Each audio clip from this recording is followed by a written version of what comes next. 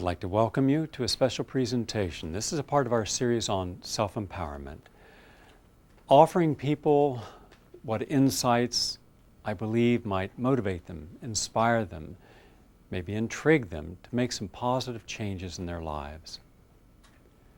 We have a lot of very good motivational speakers in the United States: Wayne Dyer, Tony Robbins, Deepak Chopra, and of course Larry Dalsey, Dr. Moss, Patricia Sun, George Leonard, Michael Murphy, probably about 100, Fritjof Capra. From the 1960s until now, we've had probably 2,000 or 3,000 good books. So what I believe I can contribute? Well, what I do is I try to look at something that hasn't necessarily been tried. It's much like my work with terminally ill patients. If someone comes to me and they are given a few days or a few weeks or a few months to live, if I suggest what all the other people working with them have suggested, then absolutely there's not going to be any difference in the outcome. Instead, I try to look at what maybe hasn't been tried or maybe hasn't been looked at in the same way. And that's what we're going to do now. We're going to examine our lives in a little different way.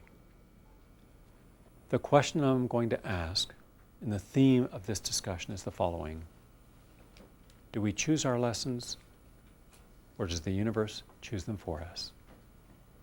And if so, what happens when we're tested? What happens when we pass or fail these tests? When you're in school, it's easy, isn't it?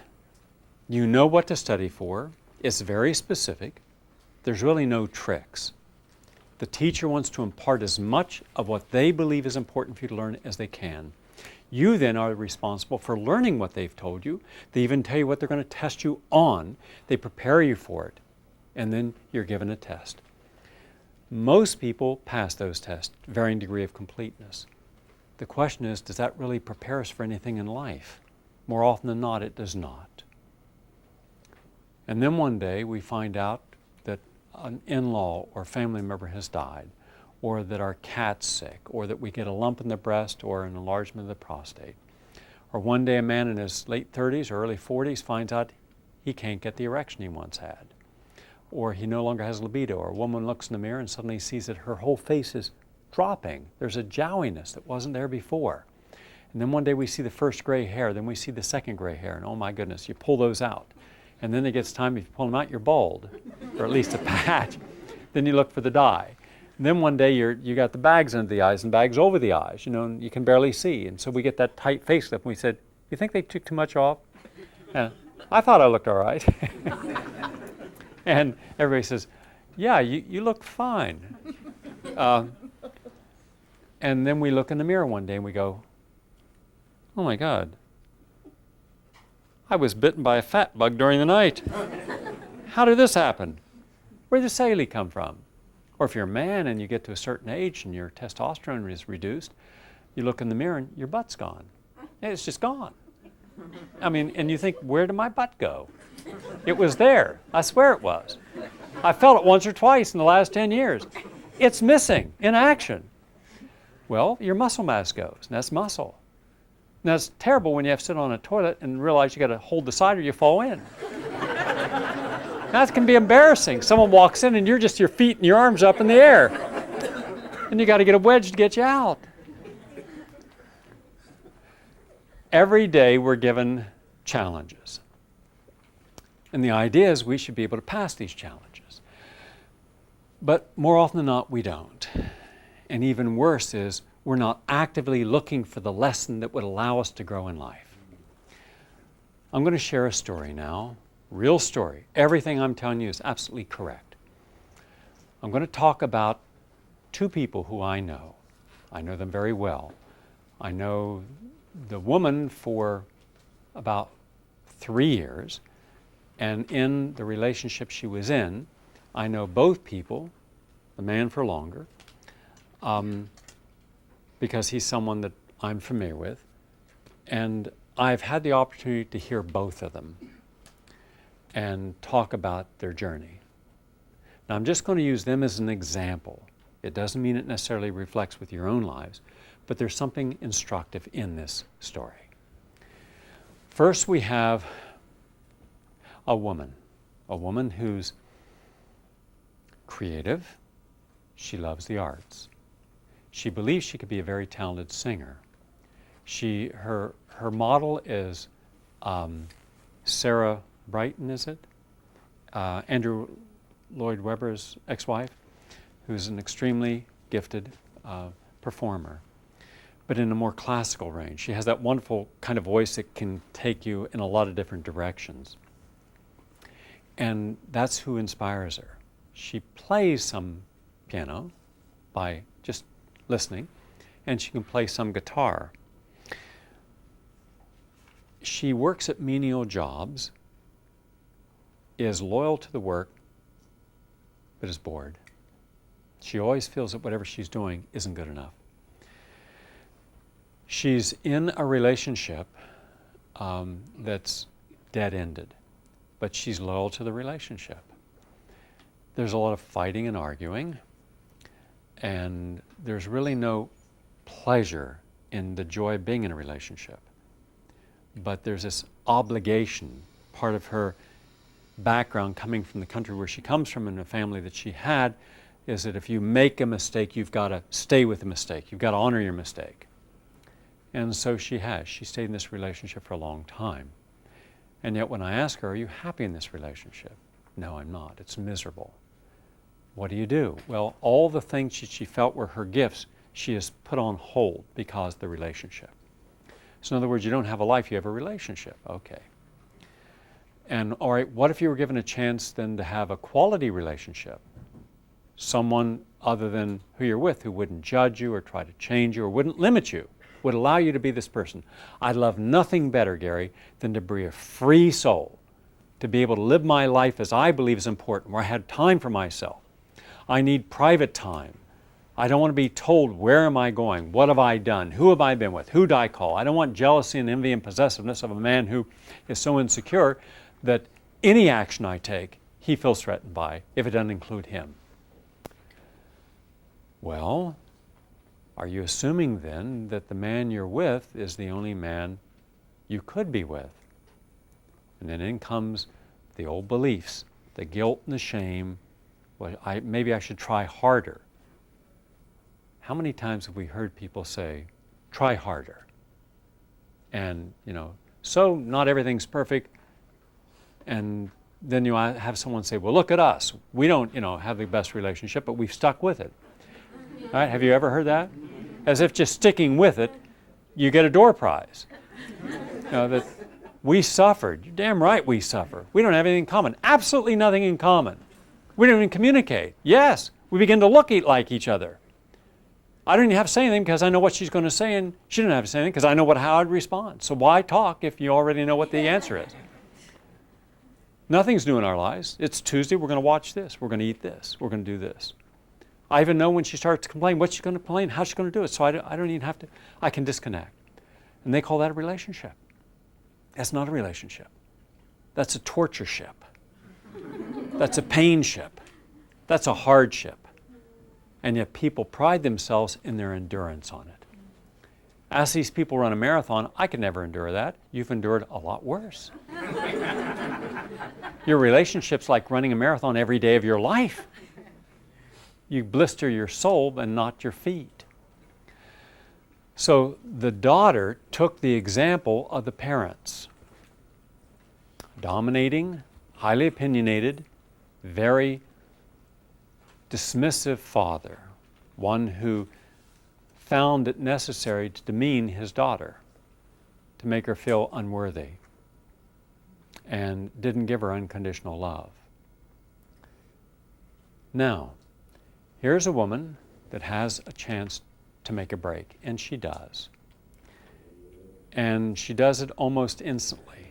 She gets in a relationship with this other guy. And this other guy is just about as opposite of her as you can get. Many conversations. He's easygoing. He doesn't push anybody. He lets people be their own person. In fact, because of his life, and I've seen him in action, he's one of these kind of James Dean guys. He's a rebel, but he's a super cool rebel. He does things other people don't do. He takes you places you haven't been. Not with drugs, but in life. He doesn't accept all the barriers and limitations. I mean, he'll go to a party, where, because he wants to go to a party, he doesn't care whether it's rich or poor, the same ethnic background or not. He just likes people. So now she's beginning to experience everything through him. So when I sit and I talk, and they, and when I come back to New York, I've met him in New York and I've met him in some other locations. And it's, well, how's it going? Oh, I can't believe it. I'm doing all these things I've never done before. How do you feel about it? Well, first I didn't quite understand, but then I just let it go and I just enjoyed the heck out of myself. What'd you do? Well, I went down to Lincoln Center and they were dancing and I got up and I danced. I would have never done that before. I'm in a restaurant and some African Americans started to talk to me and I actually talked with an African American. I never in my life would have talked with an African American. Oh yeah, remember, there are women in this world who consider just the color of your skin enough to exclude you from just a conversation. Nothing more, just a conversation. And that's not unusual. So she had a conversation with an African American in a restaurant. She changed her diet. She began to exercise. And one day she shows up at a race. I know because I was at that same race. And there they are, they're out there racing. Now, after the race, which she won, and it was phenomenal, because I heard that she was exercising, I knew he was exercising, but I saw the level at which she was exercising before, and it was rather a little bit. She got serious about exercising, so much so that for the first time in her life, she won something. And she had this medal, a gold medal around her neck. And at the award ceremony, they announce her name, first overall women in any age group. She's 32. And the guy was very proud of her and congratulated her. And she did another race. And in the next race, she also won. And I asked her, I said, how does it feel? She says, I'm so excited, I can't tell you. I actually did this on my own. I felt good. I was getting up early, I was training, I was motivated. I wanted to do something that would just break some barriers. And then she started listing all the barriers she had broken down. And I asked her, I said, that's terrific. Now, would you have broken those barriers on your own? And she said, well, I'm not sure. I said, I want you to listen to what I'm going to say now. And I told him the same thing. Don't mistake experiences, no matter how they feel, good or bad, for your own growth, if it's motivated, inspired, or impassioned by someone else. Because you could be using someone else's energy as your own. And I told him, you got to understand, if you're a dynamic energy and you're out there doing stuff, you could have a dozen people around you living off your energy, and you may not even be aware of it. You think you're motivating people, you think you're changing people, you think people are changing because they're in your presence. That's your ego talking. Men or women who are dynamic will always draw non-dynamic people to them. It's as if these dynamic people are a light. So wherever they go, there's an illumination of mind and body and spirit. We feel terrific being around these people. We're like the cold child coming into the warm heart when we're around these illuminated people. Now the key is, can we understand that these people are giving us a lesson? And that lesson we can only learn when we own it. You can only learn something when you own it. Meaning you have to create it for yourself over and over again. You must make it a regular part of your life until one day you're no longer connected to the people who originally inspired you, motivated you. You're motivating and inspiring yourself. Then it's yours. If you can't own it, then it doesn't exist. And it doesn't matter what you've done. Don't be fooled by the difference between self-actualization and human mimicry. We have a lot of people who mimic the behavior, actions, words, and deeds of others they're inspired by, but on their own have nothing to say. They're chatting away a mile a minute when someone's turned on the lights, and the moment that person walks out the door, that light in their life comes off and they stop chatting. And then they revert back. Well, if you revert back, then what lesson have you learned? Huh? No lesson. Now, here's what's important. There was a period of about 3 months that I had a chance, because of where I was at and the work I was doing, and the work what he was doing and she was doing, to be in regular communication with him. I had a chance to observe this. And I saw it, and I saw it so clearly. Here was a woman desperately seeking to find herself through another person. He, for his part, gave her all the freedom and opportunity without criticism, without judgment, and provided a vehicle for her to explore herself. And she did. But she just couldn't learn from the lessons. She thought the experiences themselves were lessons. The experiences were not the lessons. How you grew from the experience was the lesson. Do you understand the difference? Never confuse an experience for a lesson. That's why we can have a lot of experiences and there's no lesson in them for us. None. So we keep repeating the same mistakes. I watched him give her unconditional acceptance. But also, I was present one day when she said to him, I want to be helped. And he said, how much? And she said, as far as I can go. And he said, okay. I chimed in, are you sure you want to go through this? Because if you're going to put yourself through this, understand there's lessons to be learned.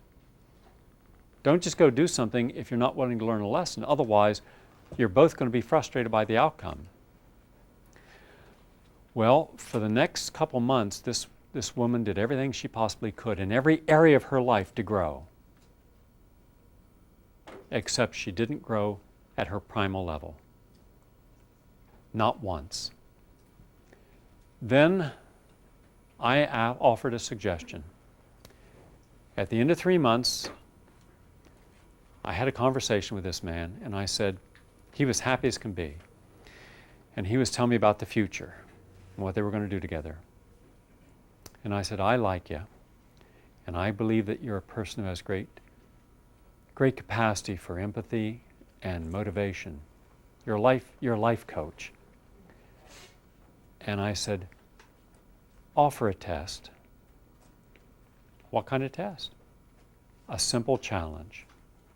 In one moment, when the opportunity arises, withdraw the emotional support.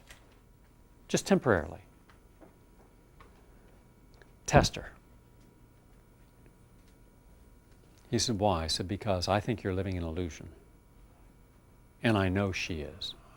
Oh, no, you don't understand. I mean, and then he started reiterating all the things she had done, all the things they've experienced, all the time they spent, all the happy moments, never a sad moment, never an argument, never a negative statement, always loving and caring and sharing and joy and happiness and going on and on and on, right?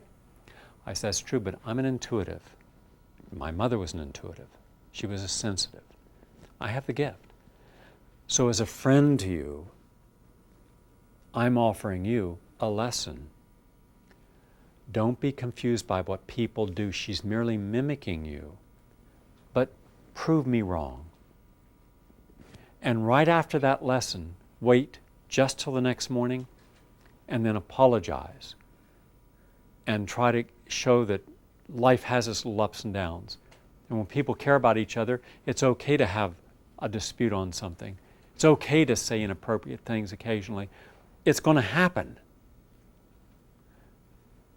And he said, okay, I don't like doing this, but I'm going to prove you wrong, Gary. I says, good, then prove me wrong. 2 nights later, they were on a trip together. And the woman was kind of spacey. And according to him, she hadn't eaten and she should have eaten. And They were traveling a lot.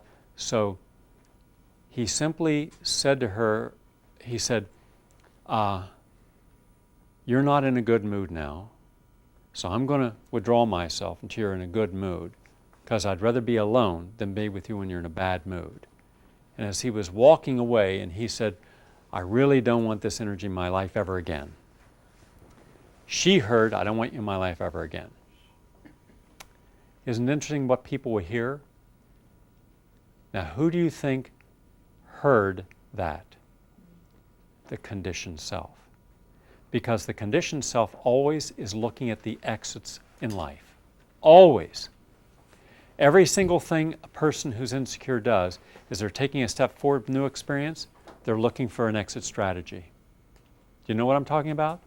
There's never a full, unconditional, 100% commitment to anything, because there's nothing that's primal, that's changed, that they can move in life with strength. So they're always looking from weakness, always fear, no matter what face they put on it. Giddy, happy, excited, merry, open. Part of them doesn't believe it. Part of them doesn't believe it's going to last. Part of them doesn't believe it's real. So that mind is over there at the exit. Here's my exit strategy. But they don't tell anyone.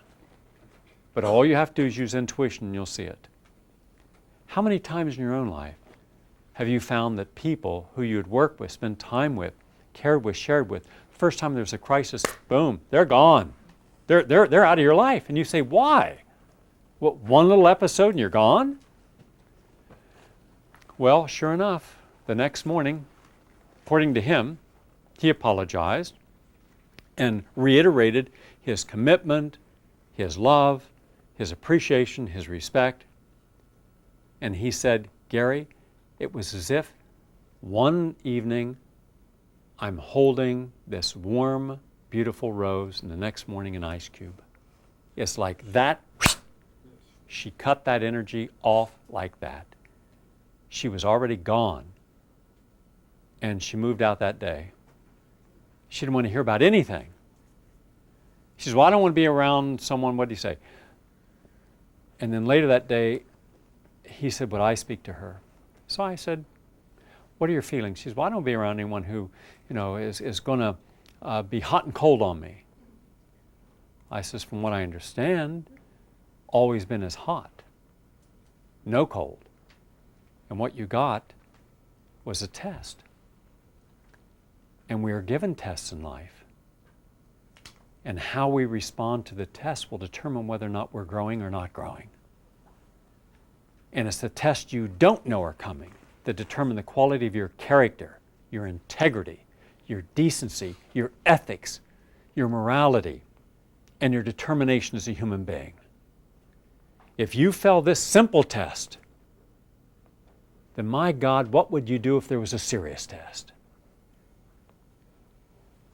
I said, the good news is you haven't been with this man long enough to have wasted both of your lives.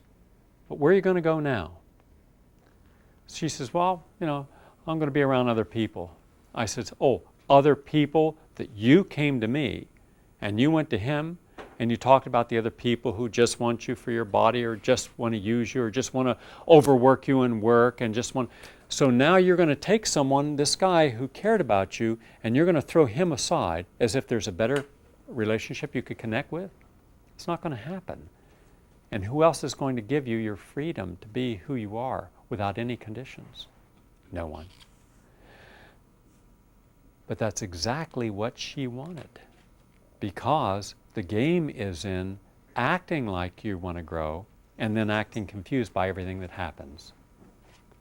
In effect, self-sabotage. Someone who's looking for the challenge so they can intentionally fail it. Intentional sabotage by intentional failure. Do you know what I'm talking about? Hard to imagine because reason doesn't suggest this should exist. So I said to the guy, I said, you're lucky. He said, I'm lucky. Why? I said, because she never loved you and she never cared about you.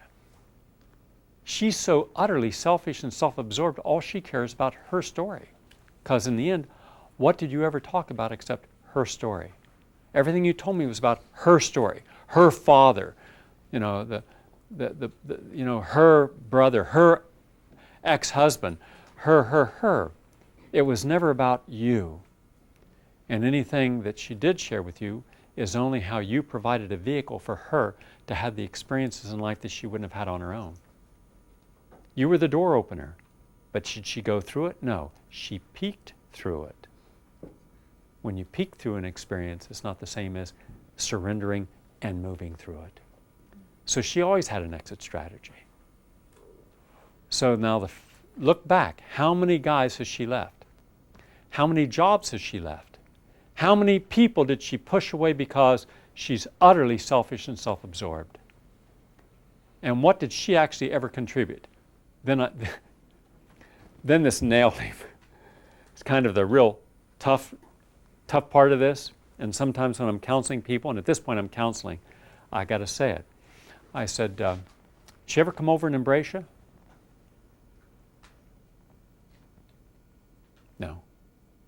You embraced her 10, 15, 20, how many times a day, all day? Did she ever share anything with you? A gift, a poem, a flower, a meal, anything? No. But she was there openly accepting what you gave her. Yeah. What does that tell you when people are open to take what you're giving, but they're not there to give from themselves? And then the excuse is, well, I didn't know you wanted anything. Like you have to know that you might want a kind word or a thoughtful, emotional gesture. Do any of you understand what I'm saying now? People are like sponges for someone else to give to them, and an arid desert when it comes to returning, because it's all about them. Your story. Gee, your story. It's all about you. How selfish. How superficial. I said, right now, you're one of the luckiest men I know, because at least you know who you shouldn't have in your life. Because she was never there. She was only an illusion. Her life is an illusion. Tomorrow or next year, she'll be exactly where you met her. She won't have grown. Because what did she do on her own? Did she actually go out and do things on her own when you weren't motivating her? No. Did she create anything? No. Did she master anything? Now you told me, and she told me, that she wanted to be a pianist, and then she wanted to be a musician, and she wanted to be a rock star, and she wanted to be a Sarah Brighton. Did you ever see her make time in her schedule to master these things? Or was there always an excuse? I can show you a lot of people who are poor as church mice, and they mastered life. I can show you people who didn't let money or circumstances limit their mastery. Certainly, unless I'm missing something, love and kindness are not part of wealth, are they? You don't have to be wealthy to be filled with love and joy and sharing it. So what you did is you accepted all of her excuses for why she didn't do anything as if they were legitimate. So her failure at a simple challenge, a simple test, meant that no lesson had she actually learned.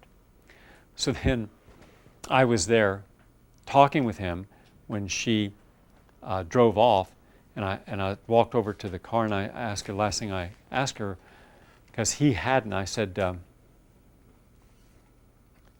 so what do you learn? She said, well, I didn't really want all this stuff to begin with. I mean, I don't care about exercise. I don't care about doing races. I don't care about, and suddenly all the things that she had done that I had heard from her own mouth that she loved and was euphoric, that it all was nothing. She'd rather just be quiet in a home and doing nothing.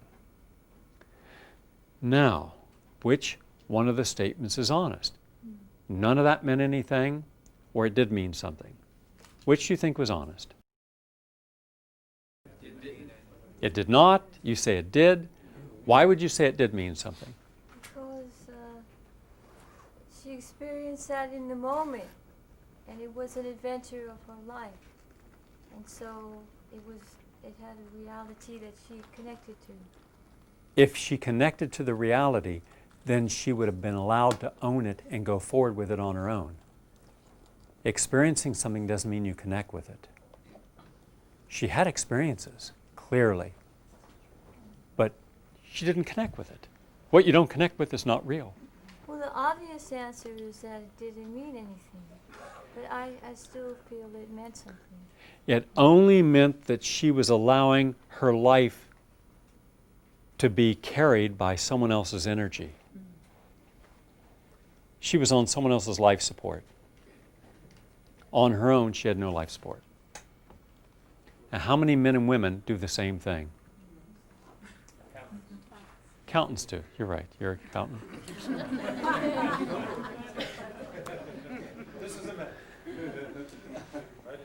So what we have to learn from this lesson is what?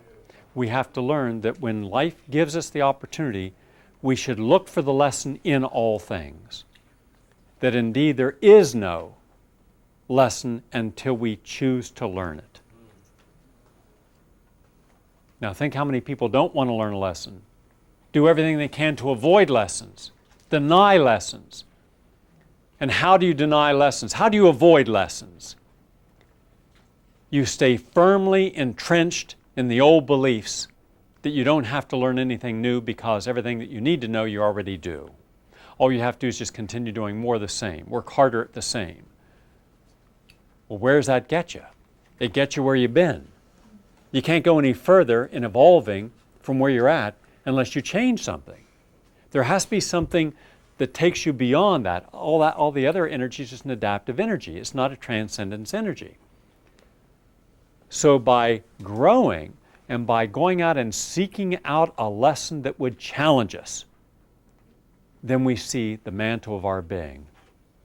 Who's real, who's not? Who's honest, who's not? How many times have we assumed in business or in relationship that someone can be honest and not betray us? And we believe them because they tell us that. Huh? How many times someone says, you can trust me. Whatever we say is in confidence. And boom, they betray you. Ever happened to any of you? All of you? Yeah? Countless times, yeah. A serial offender. But in their minds, what do they believe? Do they believe they're not going to betray you? Or do they really know they will betray you, but not in that moment because they'll lose the advantage of what they're getting from you? There's one person in this audience, who I will not identify, who was married to a woman who would betray everyone. She's not here because I asked her not to attend, because she is a serial gossiper. She's malicious. And when I caught her gossiping, I asked her what she was gossiping about, and then she tried to deny it. Then, as one of those rare things in life happened, the person she was gossiping just happened to show up. I didn't plan it, universe planned it. There's the universe giving us a lesson that we couldn't have created for ourselves. So I simply confronted A with B, who had never met, didn't know, but she thought she knew her well enough to gossip about her. So then I said, well, go ahead, since you've told everyone you know about this woman, now tell this woman what you're telling everyone else. Oh, boy, did that sweat bead suddenly appear. I said, well, you shouldn't have any trouble. You had no trouble telling anyone else. So tell this person. Well, finally, she said what she said, and the woman says, well, that's not me. You don't know me? You've never spoken to me? None of the people you've gossiped to know me? Why would you? Well, because, unfortunately, this other person's actually got a life and is living a happy and balanced life. When people are living a happy, balanced life, they don't have to meddle in other people's lives. And it's amazing to what depth the human being will de-evolve when they don't feel connected to anything. So they connect with the superficial, including putting other people down.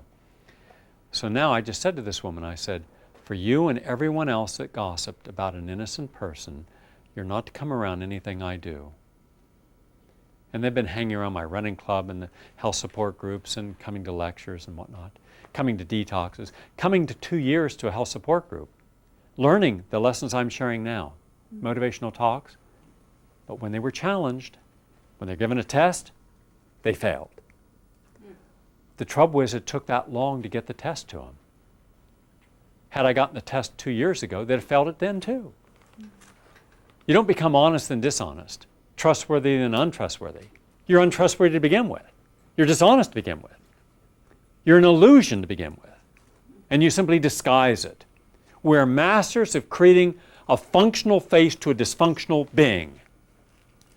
And until you get close enough to someone, or until the life force puts those tests in front of us, we'll never know the truth of what we're dealing with.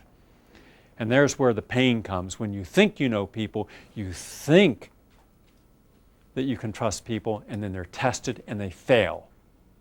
Now, I don't care what excuse people use.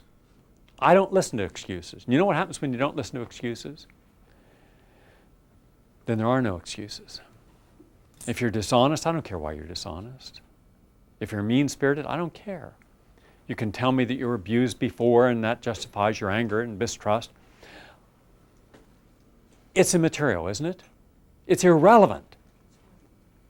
In the end, if you're not an honest, ethical person, it's irrelevant what caused it. It's a choice you make. You have to reinforce that over and over and over again. You have to own that in order to do it. You could just as easily have owned honesty, decency, ethics, character. You have to master deceit before it exists. It doesn't come naturally, but it did come as a part of your belief system. That's the roots from which you're nourished. That's what happens when you don't work on your primal energy. I don't give a damn about all the spiritual input. I do care about the primal input. What good does it do to paint a putrid orange that's rotted to the core to make it look like it's on a perfect tree when the whole root system has been rotted out? Dig it out and replant it. And by the way, I did that. I had a guy who planted a whole bunch of palm trees on my ranch, and then one day I'm looking at him, and I'm looking at the tree, and I went over there with a shovel and I started to dig. I dug down and I found out he had just put a little male orgonite, a little fertilizer, into the ground. That meant that these giant palm trees really had no nourishment, just sand. And I'd already seen other people's property where the palm trees weren't properly planted, so I dug up every single palm tree. I got a crane, lifted them out of the ground, dug 8-foot holes, 8 foot deep and 8 foot wide, and filled it with fertilizer and fish emulsion and seaweed, and I replanted them. It was a lot of effort and time, but in the end, every tree just prospers. No matter how freezing, cold other trees die, mine don't. They have the energy. I do this with everything. But now then it becomes a process that whatever you do, take the time to do it right. Yes, it takes extra effort. Mastering anything takes extra effort. And I fertilize every 4 months. Because I fertilize every 4 months, I'm giving nourishment every 4 months that other people are not. They're just taking for granted. Somehow through osmosis, a plant's supposed to reach down through no nutrient soil and pick up nutrients somewhere to stay alive. The same way with a human being. If you're not actively growing, then you are rotting. If you're not looking for the lessons of life, then you have no lesson upon which your life has meaning. Then you're hiding your dysfunction behind the facade of legitimacy. And how do we do that? We don't stand out and we don't make ourselves known, because then we're making our flaws and limitations known.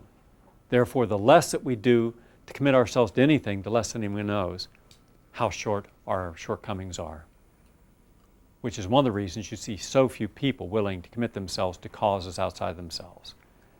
We have a pathologically selfish nation because we're pathologically dysfunctional. Not because we have mean or bad people. It's not a moral judgment.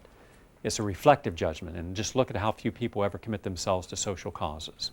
Human rights, child's rights, animal rights, the environment, the end human suffering. We could do all that if we simply asserted what we know is true. You don't need a social scientist to tell you the lessons we should be sharing. Most people are passively hiding on the sidelines of life, looking for distractible entertainment to sublimate their pain and anxiety of what doesn't function in their life. So what doesn't function that causes them the anxiety can be dealt with drugs or overeating or gossiping or food or shopping or gambling or busyness or overwork You can't be fat and be happy. I don't care what any of these pop psychologists like to tell you. Oh, of course you can, Gary. You can, of course you can be happy. No, you can't. No, you can't. That's like saying, this is a beautiful car I have. I'm going to wreck it every day. But I'm happy. I love my car. That's why I'm going to hit it 50 miles an hour into a wall. I mean, a 5-year-old can figure this out. But the average person is in denial of it. Happy people don't kill themselves. That's it. All right? How hard is this lesson to learn? Then what you shouldn't be working on is your fat or your arthritis or your pain. What you should be working on is happiness. And happiness can't exist until the belief system allows it. If your belief system says you don't have the right to be happy all the time, how dare you? Who are you to smile all the time? I mean, there are, and there are people that are kind of anal. They're very afraid to be too happy. I even know people that won't even laugh full-heartedly. They kind of control their laughter, especially accountants. They kind of laugh like this. Okay, I'm really laughing now. Not too much.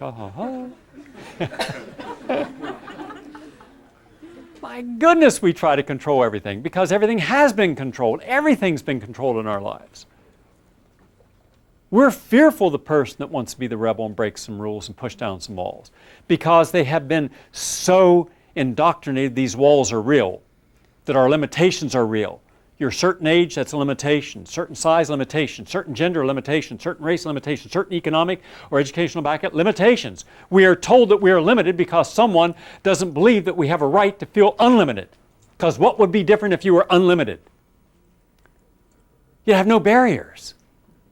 The only barrier you'd have would be the propriety of ethics and decency to make sure that your growth never in any way adversely affects another human being. Well, as long as I'm a moral, ethical person to the world, then what I do with my life is purely my business. And if I don't choose a limitation, then I'm going to run in a race. I don't care how old the person is I'm running against, because I'm not going to run as if I'm an older person. I'm going to run as if I'm a fast person. And I'm going to think like I'm a creative person. And unless I miss something along the way, nothing that I've done in life have I done because someone gave me a lesson. Every single thing that's important in my life is because I went out and found the lesson.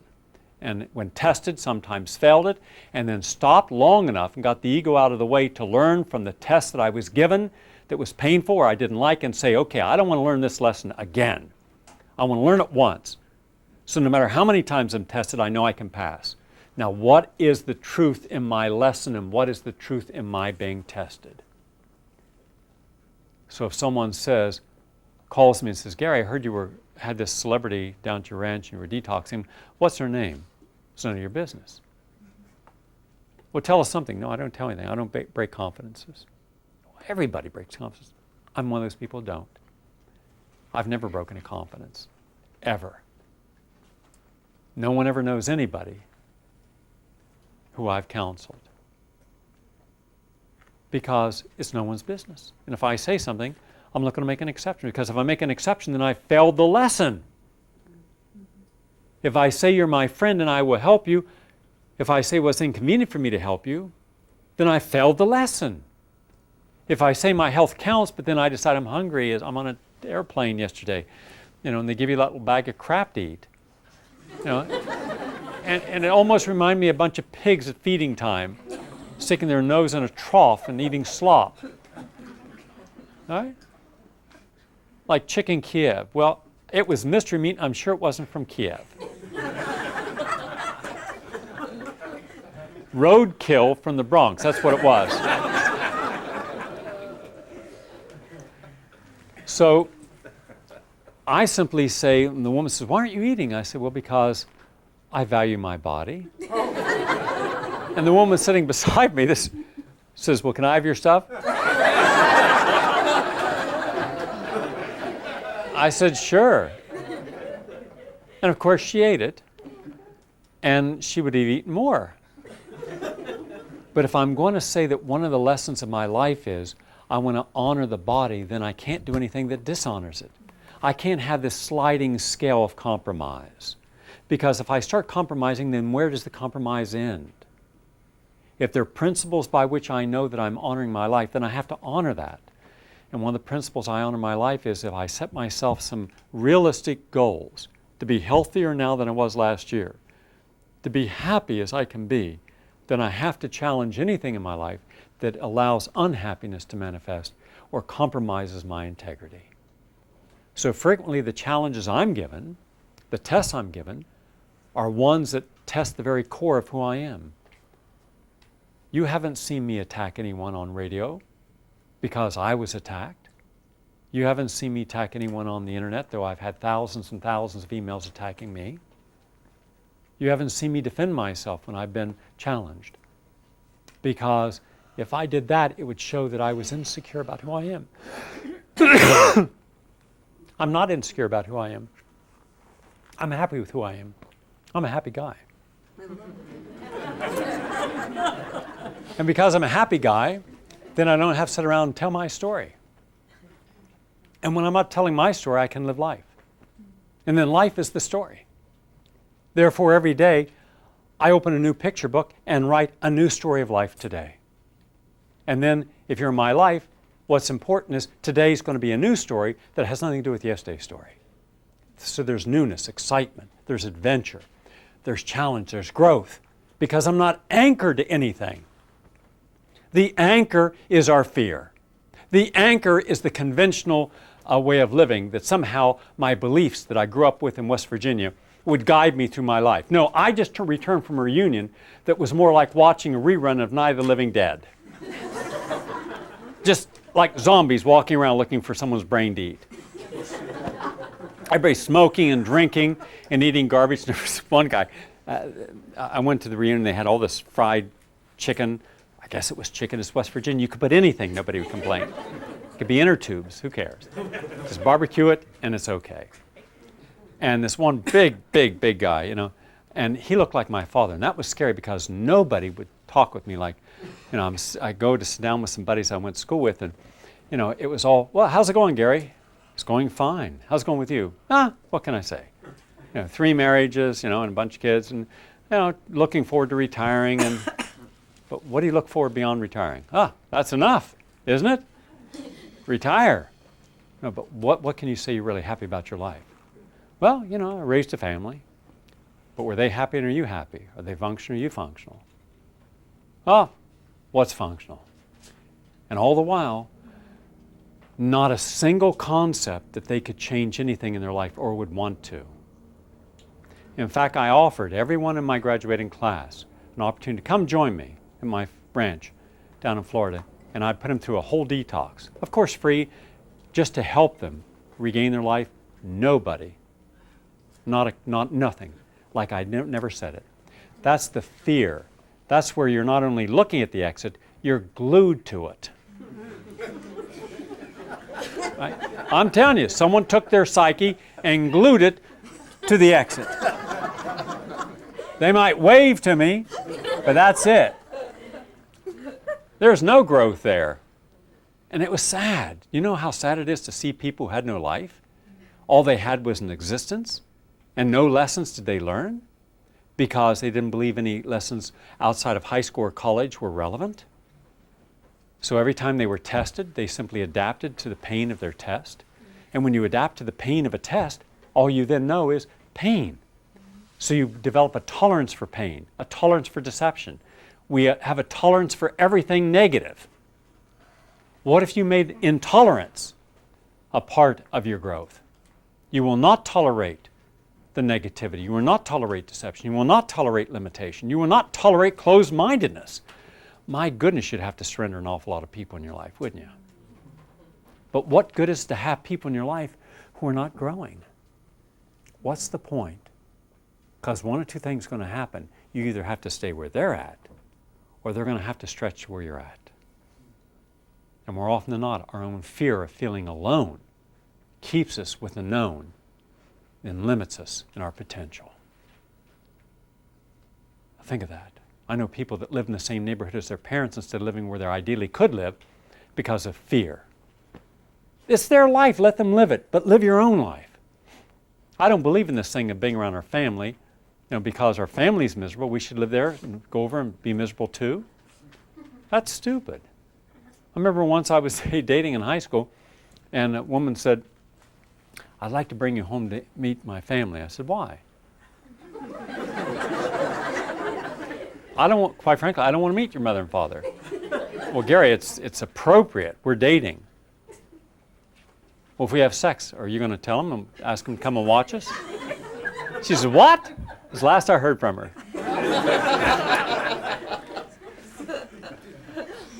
Well, it's true, right? What am I going to talk to them about? What's the point of it? When you're in high school, all you want to do is have sex. What am I going to say? I really think your daughter's attractive. I want to have sex with her. Probably a little more kinky than what you want, but I still want to have sex with her. Oh, they're going to go, "Good, Gary. We're glad." Well, that's right? Be honest about it. When you're 16 years old, what do you think about? 17 years old. You get hormones. You don't think about anything else. Then we get serious. I really don't want the sex, Gary. I want a relationship. Bullshit. You want the sex and the relationship. The sex leads to a relationship. It's like one big trap. Ooh, let me take this piece of candy. And then, you gotcha. No, give it back. No, you got it.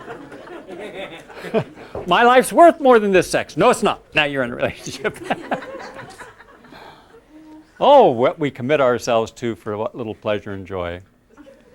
But being a free thinker, that's dangerous. Gary, you're not serious. You should commit yourself to one person, have a family, settle down. No! I don't want to settle down. If I did, I'd be like everyone else. God, I don't want to be boring and stuck. Well, no, you can still have fun. Well, I don't think so. Not from what I see. I'm counseling these people.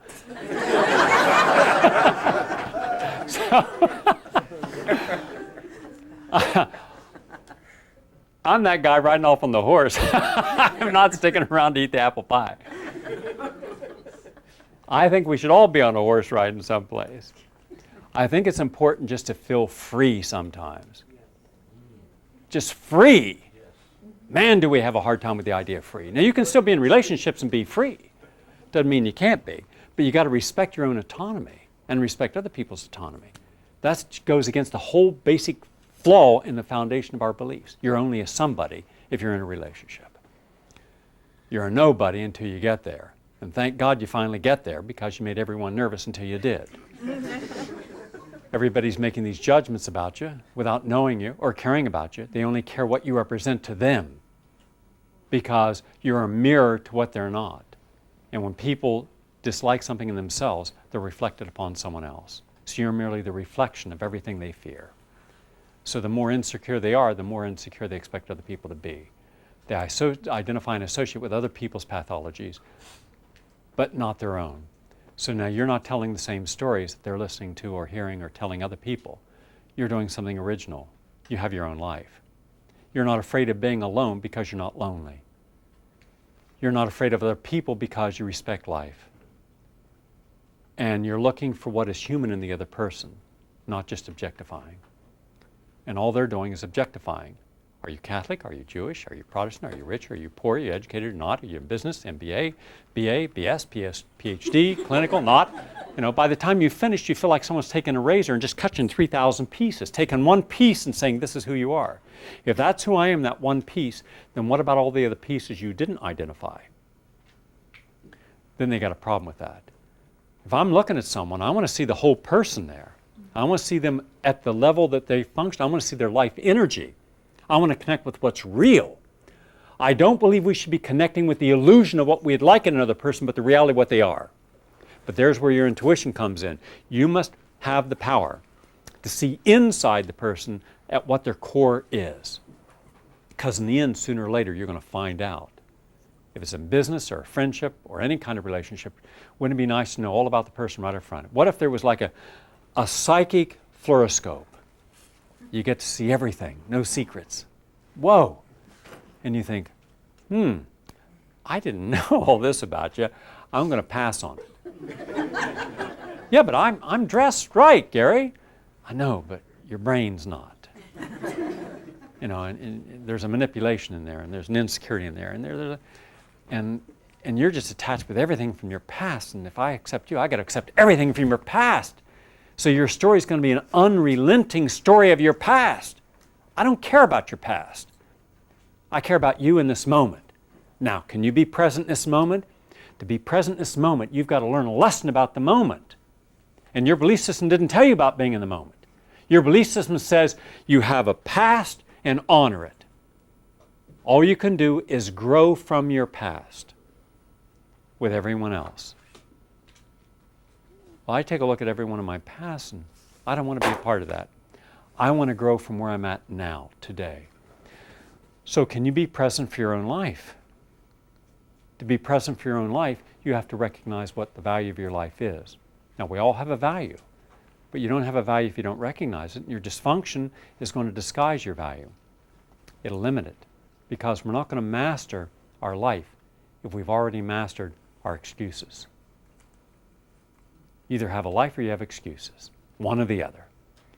And brother, do you master your excuses? If you didn't, you wouldn't stay fat. You wouldn't stay sick, you wouldn't stay racist, you wouldn't stay sexist, you wouldn't stay angry, you wouldn't stay bitter, you wouldn't stay judgmental. You would have surrendered that. Nobody is that dysfunctional unless they have got 10 PhDs in dysfunctionality. And we should give PhDs in dysfunctionality. We should honor people for being mean, angry, stupid, racist. That doesn't come easy. You have to reinvent it all over again and justify it. Just like the person, this woman, who always had her eye on the exit. I saw it. He didn't. His lesson was, you wanted her to be like you. You should have simply let her be who she was. Everything she did because you gave her the freedom and motivation and inspiration to do it. So for a moment in her life, a blink of an eye, she saw her potential through you. Seeing the potential that someone was gracious enough to give doesn't mean that someone will honor it. And then the first time she was tested, a simple, legitimate test to see had she really learned this by owning it so she could self-motivate it. And one of the things that she would have learned is compassion, and don't take anything someone says in a moment of anger seriously. In fact, he had been in one of my lectures on anger, and she was in the same lecture. Except back then they didn't know each other. And I distinctly remember, when I look in an audience, I look at every face and I read their energy. And I remember saying, think of the worst you can say. Now imagine that someone transcribed the worst thing you've ever said to someone you know. Something you yelled over the phone and slammed down, and that it's printed in the front page of the New York Times, as if that's you. We've all said stupid things, right? We've all said things that were insensitive at some point in our life to people. But that's not who we are. That's merely the loss of control in our emotions for a moment. So what? Who we really are is who we are when we're not angry. That's who we really are. That's the core of who we are. Take a Buddhist monk and have a bee sting him on the testicles and watch him scream. I don't care if you're the Dalai Lama, you're going to hear him do something other than Om. But that doesn't mean that's who they are. That's just one of the circumstances of life. So what we have to understand is that we are more than the missteps in our journey. Go back to what I suggested, that every journey that we take in life is going to be a challenging one at points. There'll be times when we're on a plateau, where we just feel good. We're in a groove. And it's time to stop growing in that moment and just appreciate what we've learned, what we've done, what we own as our experiences. We've done the experiences, we understand them, we own them. Be present for them. It's okay. Put it neutral for a moment and just appreciate it. And then when you get comfortable, put it in gear again and say, I'm ready for my next lesson. I'm going forward. You don't have to go forward in any speed. you're not going to a perfection. It doesn't exist. What you're doing is you're giving up and surrendering complacency and excuses and the exit mindset. You're going to look for the next series of challenges that you can own and grow through. And therefore, one day you wake up and you realize, my goodness, I'm such a different person than I was a year ago or 2 years ago. I don't think the same. I don't act the same. I feel better about myself. Things that I would never have tried before are effortless today. I've integrated them. I own them. I own my disciplines. I own how I respond to the stimuli around us. So now when someone says something negative, I just let it go. It's not important. It's not about me. It's about them. Let them be who they want to be and say what they want to say. It's not about me. And someone says something inappropriate, okay, wait till they're appropriate and see what they say. Do they apologize? They see what their lesson is? They were tested. So they failed the first time, but we can learn from the second time. And if they've learned, okay, they've learned. Like a baby growing, let them grow. We should all be so fortunate to have people in our lives that let us learn from our mistakes and go forward. But you can't go forward if you're going forward with the old beliefs. You can't. It won't let you go forward. It will trick you. The beliefs will let you go like a dog on a leash and then yanks you back. This woman was yanked back by her beliefs that she never surrendered. I asked her, how many books on self-empowerment, how many videos, how many lectures? Hundreds she had read. And the guy had about 70 of my videos. He had watched them all, she'd watched them all. Some she'd watched 10 and 15 times. She didn't learn a thing, not a single lesson. Not one. Could you imagine having hundreds of lectures and books, articles, and not learn a thing?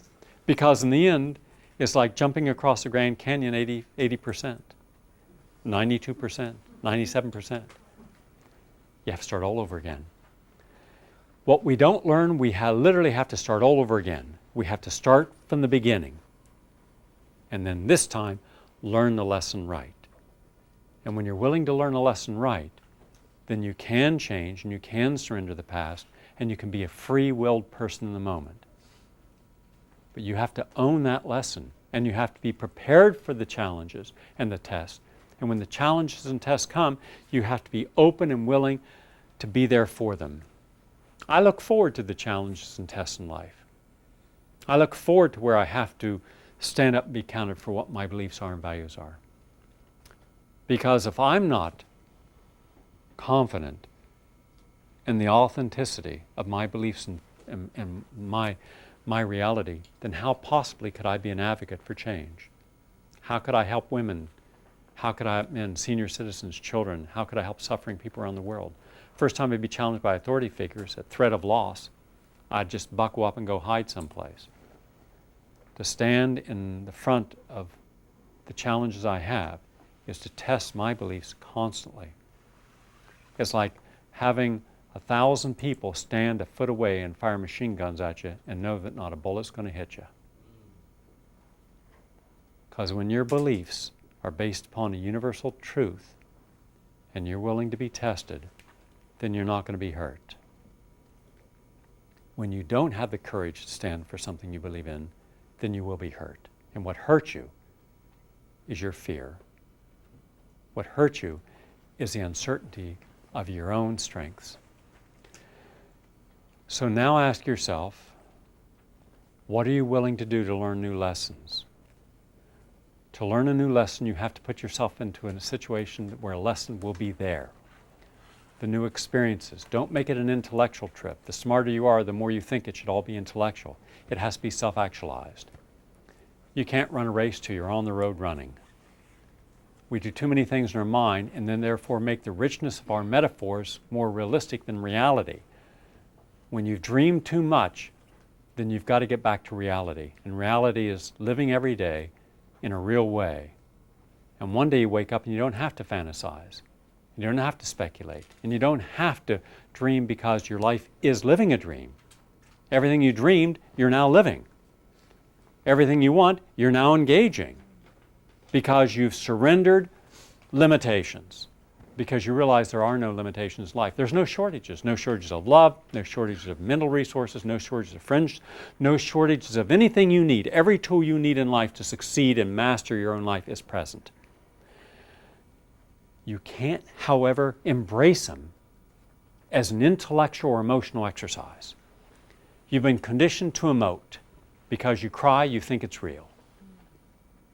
Because you have fear, you think it's real. Well, how many times in life have you been afraid of something that wasn't real? How many times in life have we emoted because we thought it was real? No. Turn off the exit sign. Disconnect from yesterday. Be present for this moment. And then you can honor your life. Thank you very much.